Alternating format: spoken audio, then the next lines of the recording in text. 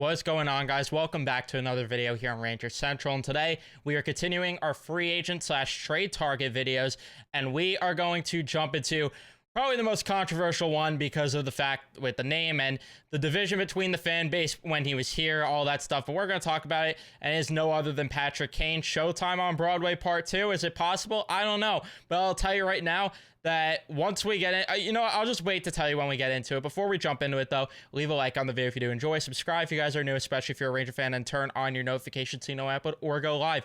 I'm going to try to upload daily throughout the offseason. Is it going to be sustainable? I have no clue because I also have some vacations here and there, but I'm going to do my best, so we'll see. But that's neither here nor there. What matters is talking about the man himself in Patrick Kane, who we're doing this video on. And Patrick Kane, of course, signed with the Detroit Red Wings last year, and or for this past season, I guess you could say last year now, because the season's pretty much done. I mean, Florida's 2 games away from winning. Could Edmonton come back? I don't know.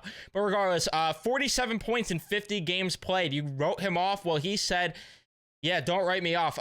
Had the hip surgery, and everyone was like, all right, well, is he going to be okay from the hip surgery? That was the whole debate. And sure enough, he was, he looked close to prime form, if you will. Because listen, he's never going to be the guy that's putting up 106 points ever again. Like, that's just unrealistic to ask for. Could have happened. Maybe. Who knows? But all I know is that he got off to a slow start. Probably would have been a point per game if he didn't get off to a slow start, but it's understandable not having training camp, preseason, all that other stuff, and not even getting like AHL games. It's hard to jump right into NHL action right after signing a contract. So 47 points in 50 games played, 20 goals, 27 assists was pretty much as advertised for the Detroit Red Wings. What we thought we were getting when he was here last year and was traded. He still wasn't even bad when he was with the Rangers. 12 points, 19 games, 6 points in 7 playoff games. I know people make fun of him, saying that he wasn't any good here. He was washed here, classic Rangers, this and that. I don't know. To me, I'm willing to chalk it up as the guy was playing hurt, and it was very apparent. And the fact that he gave you this type of production while being injured, I think is still very serviceable, all things considered. You get to the 3 zones model, the all 3 zones model, that is, and it was pretty much outstanding the whole way through. Like, the only thing that you could say is a negative is what Patrick Kane doesn't really do, which is rebounds and deflections. Granted, his one-timers were a little down, which does suck, but again, like, I'm not going to rip the guy, oh no, he's not, getting deflections and rebound goals. So yeah, and then if you want to look in comparison to the year that he was here, obviously not as good. You get to the ramp charts, and a lot, again, it's not going to be, if you go back to, like, I don't know, let's go back to like 2011, 2012 Patrick Kane. Surprisingly not that good. I guess the analytics just never loved Patrick Kane, but it is what it is. Like, you're never going to get the Corsi against is going to suck with him. It just, quite frankly, is. Like, we're not going to sugarcoat it here. But if he's putting up points, putting up goals, you don't care. Then you get to the player card. This is a lot better than when you look at when he was a Ranger last year or 2 years ago, whatever you want to say at this point. A lot more shaky there.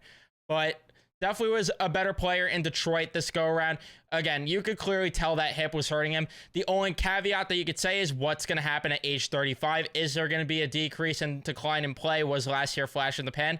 That's all to find out. But I'll tell you right now, we get into the cap projections and everything. He's projected at 1 year, 2.4. If that's the deal, listen, I'm not here saying that it's a deal, because Evolving Hockey, this is their projections, and things can be wrong.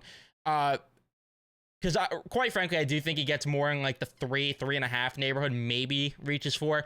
But I'll tell you right now, if he's signing this deal for 1 year, there is not a reason the Rangers should not be, at the very least, picking up the phone to potentially sign Kane, because this would be an absolute low risk, high reward type deal where you get a guy at 2.4, which, by the way, if they were willing to take the risk on Wheeler, I know the guy signed for league minimum, but if they were willing to take that type of risk on Blake Wheeler at age 50,000 years old when he was clearly cooked, they should be willing to take the risk on Patrick Kane at 2.46 for 1 year, at least in my opinion. By the way, if you're wondering why Schneider's projection jumped a bit, apparently the salary cap is $88 million this offseason, not 87 point whatever it was before, so that kind of raised a bit of the projections there. But if they did want to run it back, signing a guy like Patrick Kane, like I mentioned, would be their best option. The top 6 would look something like this. Would give you 2 power play units, very well balanced 2 power play units as well, because you could put Lafreniere on that top unit, and then you could go ahead and put Patrick Kane and Artemi Panarin maybe on the second unit, let them do a little bit of that there, and all of a sudden, you know, again, maybe you get something balanced there. And then this is, again, if you wanted to run it back, a $6.1 million to sign a left shot defenseman potentially, that is not a bad spot to be in. And even if Kane pushes to like the $3 million neighborhood and Schneider's more than 2.5, that's probably still like 4.5, keep the change, in terms of what you'd have to spend on a left shot D-man, which wouldn't be bad, because again, you could always do that, and then you could always sign a second pair left shot D-man, whatever you want to do. You could figure it out. You got options. There's a lot of good free agents, which we'll dive into in terms of the defense, which we're already closing in on free agency. So, you know, talking to myself here, but I should probably gonna move on these videos. But again, like, that's if they wanted to run it back fully. I expect Offman to take over on the third line, which I don't hate the idea of trying this third line rolling into the year. I do obviously have my worries with Hedl, given his health and stuff like that. And then I still don't know if they want to keep Gaudreau around or not, because I know he did have, again, I said it last video, I know he had a good postseason, but at the end of the day, how is that sustainable as shooting percentage? Definitely not. I would say shooting 40% is not sustainable whatsoever. So, again, they'll have to explore that. But for Patrick Kane, the fit, I mean, we know what it would be. He was here last year, and people pointed the finger at him, which, again, still made no sense to me, because now we've seen it yet again that the core failed. And people are probably going to say, well, why would you want to get a skill guy in the lineup, another skill guy who plays too much along the perimeter? My counter argument to that would be Patrick Kane has played through the damn grind. He has played against tough LA Kings teams back in the early 2010s. So he knows what it takes to get through the grind. Again, is he going to shy away from that? I don't know. That's a conversation to be had, and that's a legitimate counterpoint to what I just said. But at the end of the day, I personally would be willing to take the risk at $2.4 million, because worst case, like, the contract doesn't work out, you bury him in the AHL, that opens up some cap for you, $1.3 million that you have to work with, a bit and extra at the deadline. And like, that's worst case scenario, which, again, I don't think that would be the case, especially because if they're willing to trot out Blake freaking Wheeler out there, I am more than okay with them signing Patrick Kane at this price point and trotting him out there and seeing what he could do at age 35.